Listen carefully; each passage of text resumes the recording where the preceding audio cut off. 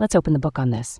Today in Los Angeles, a massive warehouse fire in the Central Valley, a controversial arson trial tied to the Palisades, a community shaken by a tragic crash, and campus AI chaos in the mix too.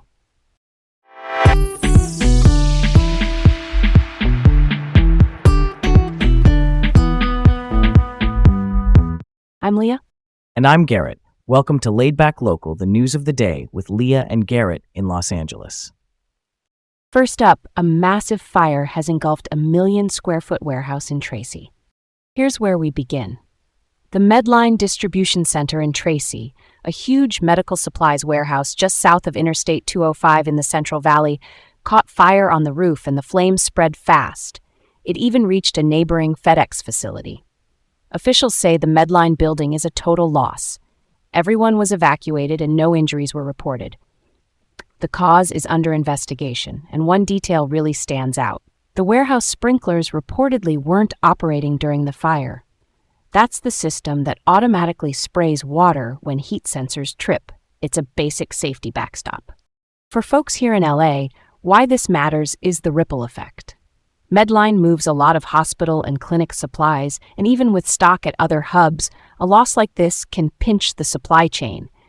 That's the path goods take from manufacturer to your local hospital. Fire crews contained the spread, but the smoke was thick and visible for miles, and images looked almost unreal. We'll keep an eye on what this means for deliveries to Southern California facilities. Yeah, that checks out. The sprinkler detail, not gonna lie, that kind of blew my mind. If that automatic system is down, you lose your first line of defense. Why would sprinklers be off during business hours? Maintenance, a malfunction, something else? We don't know yet, but this is a reminder that maintenance is not glamorous and it's mission critical, especially when medical supplies are involved. Even short delays for gloves, gowns, or tubing can add up for clinics downstream. Totally. Investigators will be looking at code compliance and inspection records. That's the paper trail showing whether safety systems were tested. For now, no injuries is a relief, and the cause, whether electrical, accidental, or otherwise, is still open. We'll leave it there until fire officials publish more. Next up, alleged arsonist's mental state scrutinized in the devastating Palisades fire case. Federal prosecutors allege that Jonathan Rinderknecht, a 29-year-old Uber driver, started what began as the Lockman fire in January 2025, and then it reignited days later as the Palisades fire in January 2025. That disaster killed 12 people, destroyed about 6,500 structures, and caused billions in damage across our coastline neighborhoods. In court, an ATF, the Federal Bureau of Alcohol, Tobacco, Firearms, and Explosives, which investigates arson, testified about Rinderknecht's troubled mental state and digital footprint. Evidence shows he had long conversations with ChatGPT, an AI chatbot that answers questions in text, often venting anger toward wealthy people, searched for information on arson and affluent targets, and used a Tor browser, a privacy tool that hides your internet activity, to try deleting data from iCloud. Prosecutors say he even recorded 911 calls and AI prompts, possibly to shape an alternate narrative. The defense argues there's no concrete proof he intentionally set the fire, and that's key. Motive, meaning why someone might do it, is different from evidence showing they actually did it. Search warrants rolled out in January 2025, and there's a lot of digital context here, including earlier activity in mid to late 2024. But as of now, no definitive ignition evidence has been presented. If convicted on the federal charges, he could face up to 45 years. Let's get to the heart of it. Cases like this live in that tense space between motive and proof. You can have unsettling chats, angry posts, searches that look bad, but without physical or direct evidence of arson, you still have a high burden. Mental health also complicates things. Being in crisis is not the same as committing a crime. I do think the court has to weigh his state of mind carefully, especially regarding responsibility and intent, which just means whether someone meant to do the act. Why do you think prosecutors lean so hard on motive here?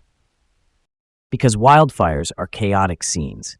Finding a clear ignition trail after the fact can be brutal, so motive helps a jury understand a narrative, but narrative isn't proof. I'm down for that distinction being kept sharp in court. Otherwise, we risk punishing disturbing thoughts instead of proven actions. This one's got legs, don't you think? We'll be following every hearing. Okay, let's move on. Next up, tragic teen crash in Santa Maria sparks debate on youth alcohol use. 5 teens were killed in a crash at Broadway and Miller Street in Santa Maria just days before graduation. Investigators are looking into alcohol as a possible factor, though the exact cause has not been finalized.